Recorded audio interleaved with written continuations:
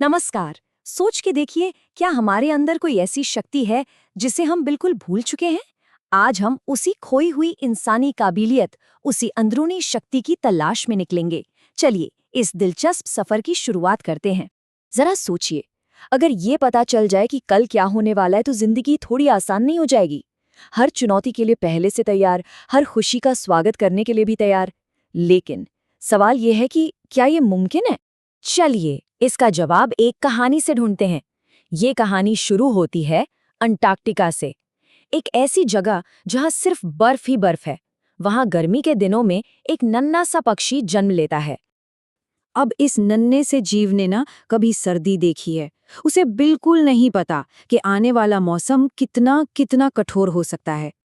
लेकिन कमाल की बात देखिए, सर्दी आने से ठीक पहले वो छोटा सा पक्षी 8,000 किलोमीटर की एक लंबी, नामुमकिन सी लगने वाली उड़ान भरता है, एक सुरक्षित जगह की तरफ।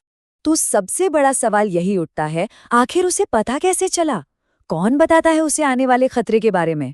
और अगर एक छोटा सा पक्षी भविष्य देख सकता है, तो इंसान क्यों नहीं? इसका जवाब कहीं और नहीं, हमारे अपने दिमाग में ही छिपा है।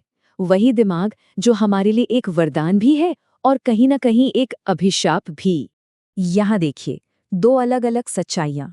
एक तरफ हैं जानवर, जो बस आज में जीते हैं, एकदम नेचुरल, यानी प्राकृतिक जिंदगी। उनकी जो अंदर की आवाज़ है, वो हमेशा जागी रहती है। और दूसरी तरफ है हम इंसान। हमारा मन या तो गुजरे हुए कल की यादों में अटका है या आने वाले कल की चिंता में। हम ना प्राकृतिक से विकृत हो गए हैं, अपनी असलियत से बहुत दूर। इसी बात को एक कथन बहुत खूबसूरती से बताता है, मन एक वरदान है जिसे हमने श्राप बना लिया है। सोच के देखिए ना, इसी मन से हमने सैटेलाइट्स बनाए, कंप्यूटर बनाए, और इसी मन की वजह से हम चिंता और तनाव में डूबे रहते हैं। तो इस खोई हुई शक्ति को वापस कैसे पाएं? इसका रास्ता हमें एक बहुत ही शक्तिशाली पौराणिक कथा में मिलता है। एक ऐसे बेटे की कहानी जिसे सबने ठुकरा दिया, लेकिन वो आगे चलकर परम शक्ति तक पहुंचा। ये कहानी है शनि की, जो सूर्यदेव और उनकी परछाई देवी छाया के पुत्र थे। उनका रंग सांवला था और उनकी चाल धीमी। इसी वजह से देवलोक के दूसरे चमकते हुए बच्चे उन्हें कालिया कहकर चिढ़ाते थे। उनका बचपन दुख और अपमान में ही बीता। अपने बेटे का ये दुख एक माँ से देखा नहीं गया, और तब देवी छाया ने एक प्रतिज्ञा ली। उन्होंने कसम खाई कि वो अपने बेटे को इतना शक्तिशाली बनाएंगी कि एक दिन उसे सताने वाले सिर्फ उसका नाम सुनकर कांप उठेंगे। और बस यहीं से सब कुछ बदलना शुरू हुआ। अब आते हैं कहानी के उस हिस्से पर जहां शनि की असाधारण शिक्षा शुरू होती है। ये उनकी भक्ति और समर्पण की असली परीक्षा थी, खुद को मिटाकर कुछ पाने की कहानी। अपनी माँ के मार्गदर्शन में शनि पहुंचे परम गुरु भगवान भैरव के पास। वहां उन्होंने न जाने कितने सालों तक तपस्या की, लाखों तरह का ज्ञान हासिल किया, और फिर आखिरकार गुरु दक्षिणा देने का समय आया। 40 लाख वर्ष। जरा इस नंबर के बारे में सोचिए, इतना लंबा समय शनि ने अपनी शिक्षा के लिए समर्पित कर दिया। ये उनके अटूट अनुशासन और उनके संकल्प की मिसाल है। अद्भुत। तो गुरु दक्षिणा में उन्होंने क्या दिया होगा? कुछ ऐसा जो सबसे अनमोल था। उन्होंने एक तलवार उठाई और गुरु के चरणों में अपना शीश, अपना सिर अर्पित कर दिया। सोच के देखिए, समर्पण का इससे बड़ा प्रमाण क्या हो सकता है? लेकिन कहते हैं कि भैरव के दरबार में तो मुर्दे भी जी उठते हैं। शनि को फिर से जीवन मिला।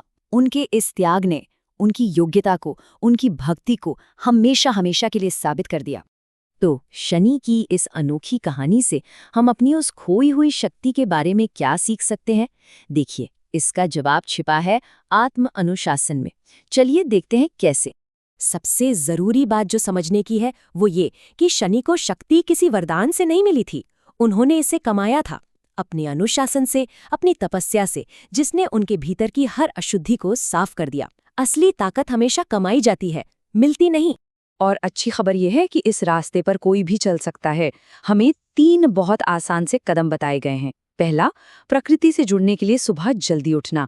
दूसरा, अपनी सांसों को शुद्ध करने के लिए रोज प्राणायाम करना। और तीसरा, शरीर को एक्टिव रखने के लिए व्यायाम करना। इसके पीछे का विज्ञान बहुत सरल है। ये सारी प्रैक्टिसेस हमारे शरीर के ऊर्जा केंद्रों यानी चक्रों को साफ करती हैं।